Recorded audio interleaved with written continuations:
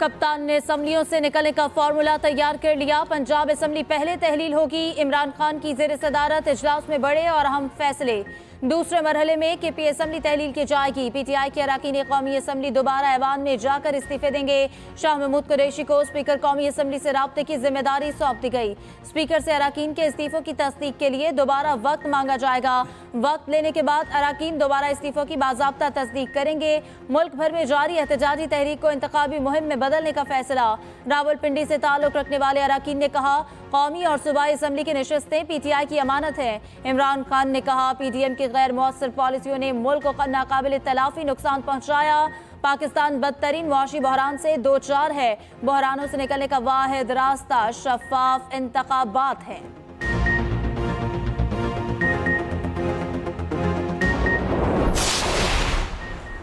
कप्तान के गिर्द घेरा अब मजीद तंग। इलेक्शन कमीशन ने इमरान खान की न्यूज कॉन्फ्रेंस का नोटिस ले लिया। फैमरा से गुज़िश्ता रोज की तकरीर का स्क्रिप्ट मांग लिया। ज़राए के मुताबिक इलेक्शन कमीशन आर्टिकल 204 के तहत कार्रवाई कर सकता है। इलेक्शन कमीशन पहले ही तौहीन चीफ इलेक्शन कमिश्नर की कार्रवाई कर रहा है।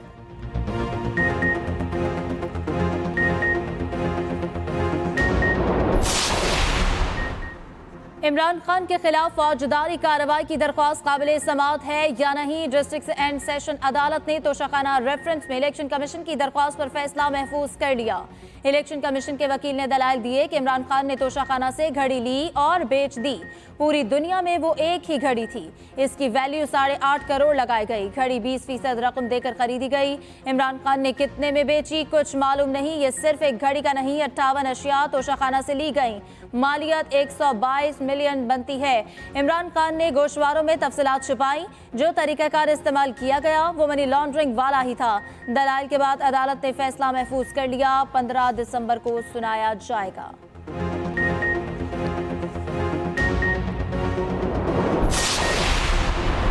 पीडीएम ने मईशत का जनाजा निकाल दिया। वजीर आला पंजाब परवेज इलाही के वार कहा, वफाकी हुकूमत हर महाज पर बुरी तरह नाकाम हुई। ये मुल्क बचाने निकले थे, इनकी अपनी सियासत नहीं बच रही। परवेज इलाही से जरताज गुल की भी मुलाकात। वजीर आला पंजाब ने कहा, इमरान खान के साथ हैं और रहेंगे। गलत फहमियां पैदा करने वाले पहले की तरह नाकाम होंगे। हमारा इत्तेहाद बहुत मजबूत है।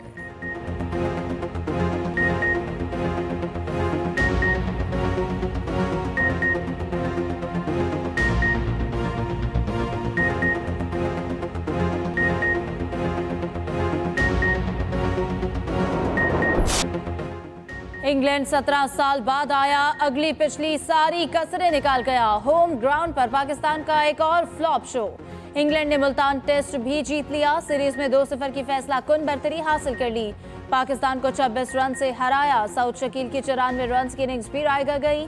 इमाम के 60 रन भी किसी काम न आए।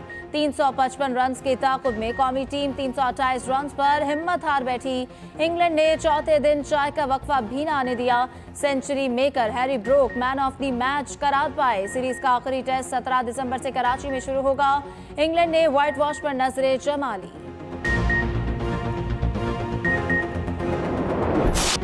सऊद शकील के आउट पर उठने लगे सवालात। थर्ड अंपायर के फैसले पर शायकीन को एतराज। सोशल मीडिया पर कड़ी तनकीद। अलीम डार और टीवी अंपायर ने आउट दिया। सऊद शकील का एज कीपर के पास गया। इंग्लिश खिलाड़ियों ने आउट की अपील की। अलीम डार ने सॉफ्ट सिंगल आउट देते हुए फैसला थर्ड अंपायर पर छोड़ दिया, जिन्होंने कैच आउट दे दिया। सोशल मीडिया सार्फिन के मुताबिक गेंद जमीन पर लगी थी। शायकीन का सॉफ्ट सिग्नल का उसूल खत्म करने का भी मुतालिबा। टेस्ट में हार के बावजूद इब्रार अहमद की शक्ल में पाकिस्तान को नया टैलेंट मिल गया। स्पिनर ने डेब्यू टेस्ट में ही 11 विकेटें लेकर सबको हैरान कर दिया।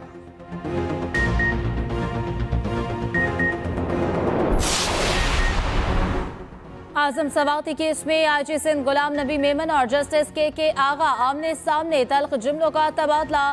सिंध हाईकोर्ट के जस्टिस के आगा ने आईजी से पूछा, एक वाक़े की एक से ज़्यादा एफआईआर कैसे कट रही है? तफ्तीश बहुत खराब है। आपको अपनी नौकरी में दिलचस्पी नहीं तो इस्तीफा दे दें। आईजी सिंध ने जवाब दिया, क्यों दूं मैं इस्तीफा? मैं पूरे सूबे की पुलिस का सरबराह हूँ, एसएचओ नहीं। हम अदालत की इज्जत करते हैं, अदालत से भी एहतराम की तवक्को रखते हैं। प्रोसिक्यूटर जनरल ने मामला खराब होते देखा तो कहा वो आईजी की तरफ से माफी मांगते हैं। अदालत ने मुदाखलत से रोका। आईजी को तमाम एसएसपीज को बुलाने की हिदायत की। रिमार्क्स दिए कि तमाम मुकदमात की वजाहत पेश नहीं की गई तो आपके खिलाफ कार्रवाई होगी। जस्टिस करीम खान आगा ने आईजी सिंध को मुखातिब करते हुए कहा, अगर आपको हमारी तरफ से तकलीफ हुई तो माजरत करते हैं, हम अपनी जॉब कर रहे हैं। आजम स्वाति को मजीद केसेस में गिरफ्तार ना किया जाए, सिंध हाई कोर्ट ने हुक्म दे दिया। आईजी सिंध को तमाम एफआईआर्स का जायजा लेने की हिदायत। रिपोर्ट 15 दिसंबर तक पेश करने का हुक्म। कहा, आजम स्वाति की कस्टडी रखनी है तो इस्लामाबाद में रखी जाए। उधर सिंध असेंबली में आजम स्वाति की गिरफ्तारी के खिलाफ एहतजाज। पीटीआई अरकान ने स्पीकर डायस का घेराव कर लिया। शदीद नारेबाजी, एहतजाजन वॉकआउट कर गए। आजम स्वाति के बेटे उस्मान स्वाति की भी सिंध असेंबली आमद। सेनेट में पीटीआई का आजम स्वाति के प्रोडक्शन ऑर्डर्स जारी न करने पर एहतजाज, शदीद नारेबाजी।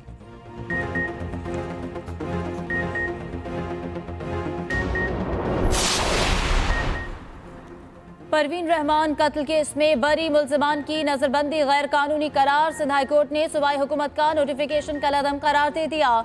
जस्टिस के आगा ने रिमार्क्स दिए कि मिस्टर आईजी, आप पब्लिक सर्वेंट हैं, किसी हुकूमत के मुलाजिम नहीं। हम 15-15 कत्ल के मुल्जिमान को अदम शवाहिद पर रिहा कर देते हैं। बहुत हो गया, हम पुलिस अफसरान के खिलाफ कार्रवाई का हुक्म देंगे। जब हाईकोर्ट ने बरी करने का हुक्म दिया तो नजरबंदी का क्या जवाब? आपको फैसले पर एतराज है तो सुप्रीम कोर्ट में अपील दायर करें।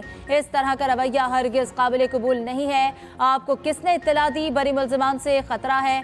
आईजी सिंध ने बताया कि मुल्जिमान के हवाले से इंटेलिजेंस इत्तला थी। अदालत ने रिमार्क्स दिए कि आपको किसी एसएचओ ने बताया, आईजी साहब अभी आपको यहाँ से जेल क्यों ना भेज दें? बस बहुत हो गया, आप लोगों ने अदालती फैसलों की हुक्म अदोली की इंतहा कर दी है। पाकिस्तान के बासलाहियत और तालीम याफ्ता नौजवान रोजगार के लिए बैरून मुल्क जाने पर मजबूर। रवा साल 7,65,000 नौजवानों को रोजगार के लिए पाकिस्तान छोड़ना पड़ा। बड़ी तादाद में डॉक्टर्स, इंजीनियर्स और आईटी माहिरीन शामिल। अकाउंटेंट्स, एसोसिएट इंजीनियर्स, असातिज़ा, नर्सेज और ज़रूरी माहिरीन की बड़ी तादाद भी मुल्क छोड़ गई। दस्तावेजात के मुताबिक रोजगार के लिए बैरून मुल्क जाने वालों की तादाद में 3 गुना इजाफा हुआ।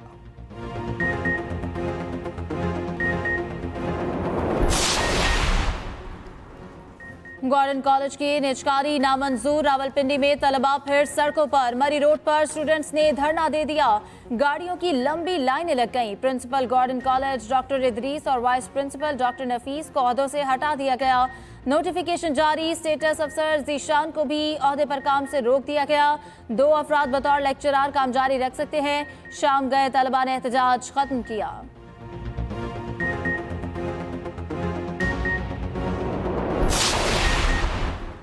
मेरी घड़ी मेरी मर्जी। वजीर इत्तलात सिंध शर्जील इनाम मेमन के इमरान खान पर तनकीद के निश्तर।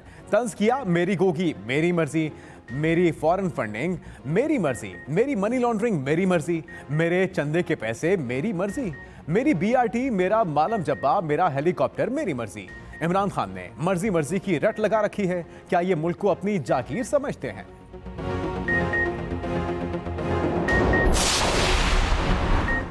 नैब की खुद मुख्तारी खत्म करने की समरी मुस्तरद। वजारत कानून के खत के मुताबिक नैब मुलाजिमीन को सिविल सर्वेंट्स डिक्लेयर नहीं किया जा सकता। तजवीज़ मंजूर करने से नैब खुद मुख्तार इदारा नहीं रहेगा। चेयरमैन नैब की खुद मुख्तारी भी खत्म हो जाएगी। नैब ने मुलाजमत को civil servants occupational group declare करने की समरी भेजी थी।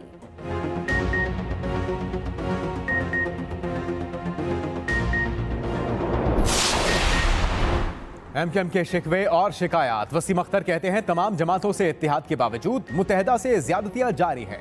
वफाक और सिंध हुकूमत की जो पॉलिसी है उससे हमारे मैंडेट को मुसलसल तकसीम करने की कोशिश की जा रही है। जिस तरह हल्का बंदियां की गई उससे हमारी सीटें कम हो गईं।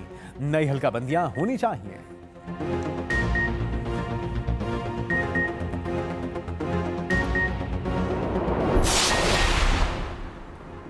पंजाब में निजी गंदम की नई कीमतों ने सारे रिकॉर्ड तोड़ दिए। कीमतों में 200 से 300 रुपए फी मन इजाफा। नई कीमत 3,900 रुपए हो गई।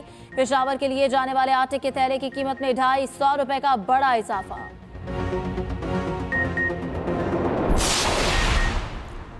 पंजाब में सियासतदानों और सरकारी अफसरों के लिए नई गाड़ियां लेने पर पाबंदी।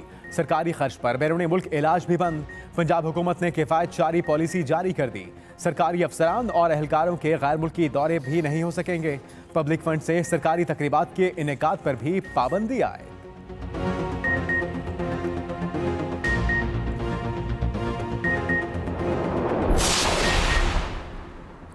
इमरान खान पर कातिलाना हमले के मुलजिम का पॉलीग्राफिक टेस्ट ना हो सका। मुलजिम को असलहा फराहम करने वाला शख्स भी पुलिस को ना मिल सका।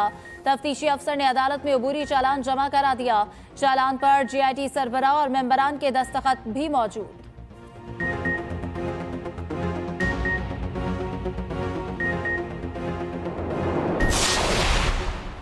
इंतखाबात में पोलिंग एजेंट्स का हल्के का वोटर होना लाजमी करार। इलेक्शन रूल्स में बड़ी तब्दीली। इलेक्शन कमीशन के मुताबिक पोलिंग एजेंट सिर्फ मुतल्लिका हल्के का वोटर ही हो सकता है। किसी भी उम्मीदवार के पोलिंग एजेंट का ताल्लुक दूसरे हल्के से नहीं हो सकता।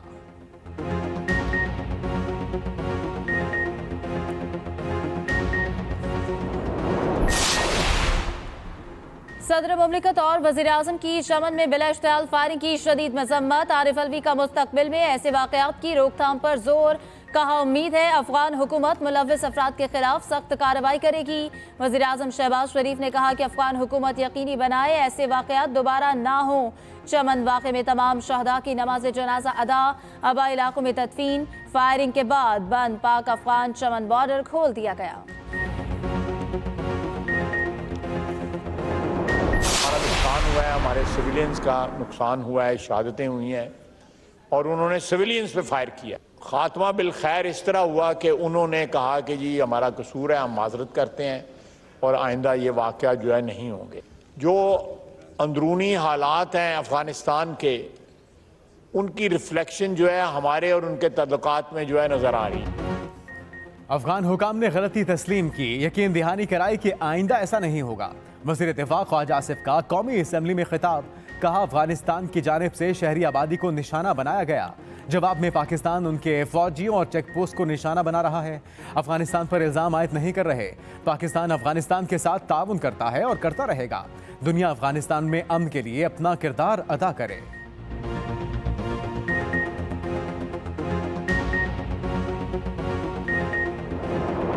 रहनुमा PTI मुराद सईद की जान को खतरा। सदर मुमलिकत को तफसीलात पर मबनी खत लिख दिया। मशकूक अफराद की जानिब से ताक़ुब और धमकियों का बताया गया।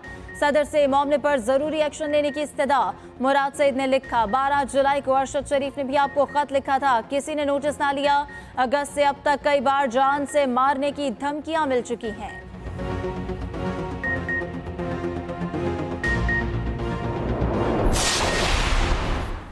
कराची में 2 खवातीन की लाशें मिलने के वाकयात। दिल्ली कॉलोनी में 28 साला सोनिया की लाश घर से मिली। वालिद के मुताबिक बेटी को कत्ल किया गया। शौहर की पहली बीवी और साली ने मिलकर बेटी की जान ली। पुलिस के मुताबिक खातून ने मुबैना तौर पर बासी खाना खाया। 1 हफ्ते से पेट दर्द की शिकायत थी। औरंगी टाउन में भी घर से 19 साला लड़की की लाश मिली। शनाख्त इकरा के नाम से हुई।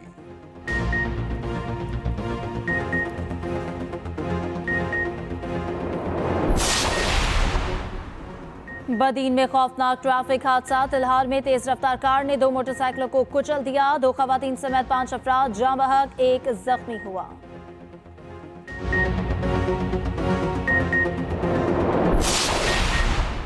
सैलाब मुतासरीन के लिए 55 करोड़ 40 लाख डॉलर का इमदादी पैकेज मंजूर। एशियाई तरक्याती बैंक ने पैकेज की मंजूरी दी। एलामिये में कहा गया कि पैकेज से बहाली और तामीर नौ की कोशिशों में मदद मिलेगी।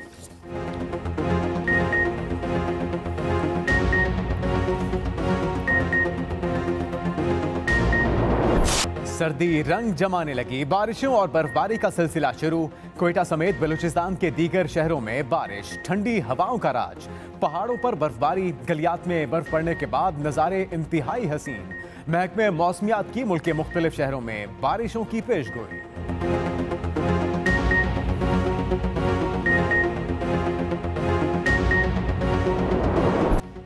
फीफा की चमचमाती ट्रॉफी का हकदार कौन? सिर्फ 4 टीमें बाकी रह गई। मेगा इवेंट का पहला फाइनलिस्ट कौन होगा? फैसला कल रात 12 बजे हो जाएगा। पहले सेमीफाइनल में अर्जेंटीना और क्रोएशिया में जंग छिड़ेगी। अगले रोज तारीख रकम करने वाली मराकश दिफाई चैंपियन फ्रांस से 2-2 हाथ करेगी। तीसरी पोजीशन का मैच हफ्ते को, जबकि चैंपियन का फैसला इतवार को होगा। कतर वर्ल्ड कप में बड़े बड़े बुर्जों को झटका लगा। बेल्जियम और 4 बार की चैंपियन जर्मनी इब्तदाई मरहले को भी पार न कर सकी। 5 बार की फीफा चैंपियन ब्राजील को क्रोएशिया ने बाहर किया। ट्यूनिस ने ग्रुप मैच में दिफाई चैंपियन फ्रांस को धूल चटाई। सऊदी अरब ने अर्जेंटाइन के खिलाफ कामयाबी समेटी। सिद्रा अमीन ने बड़ा एजाज अपने नाम कर लिया। ICC player of the month बन गई। मेंस कैटेगरी में इंग्लैंड के जॉस बटलर को प्लेयर ऑफ द मंथ करार दिया गया।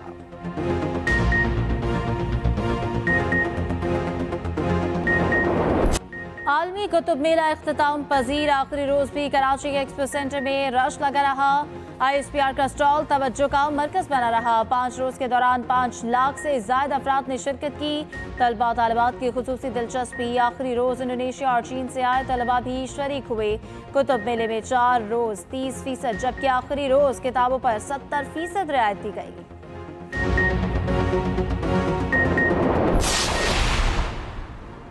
बरतानिया शदीद बर्फबारी की लपेट में। जमीनी और फजाई सफर शदीद मुतासर। निजाम जिंदगी मफलूज होकर रह गया। ग्लौस्टरशायर में कई गाड़ियां टकरा गई। कैंट और वेस्ट मिडलैंड्स में ट्रेन सर्विस मुअत्तल। 3 अमवात भी हुई।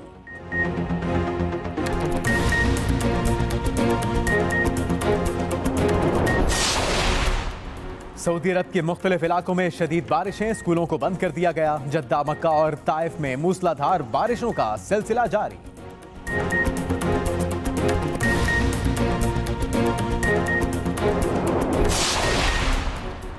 उम्रा ज़ायरीन के साथ आने वाले बच्चों की उम्र की हद 5 साल मुतय्यन। सऊदी वजारत हज का कहना है कि 90 दिन के लिए जारी उम्रा वीजे की मुद्दत में तौसीह नहीं की जा सकती।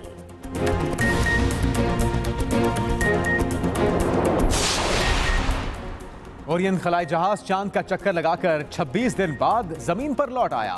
बहरुल काहिल में उतारा गया। आर्टेमिस 1 के ओरियन कैप्सूल में कोई इंसान मौजूद नहीं था। और बरतानवी शाही जोड़े की जिंदगी से मजीद पर्दा उठेगा। हैरी और मेगन की जाती जिंदगी पर मबनी सीरीज का नया ट्रेलर जारी।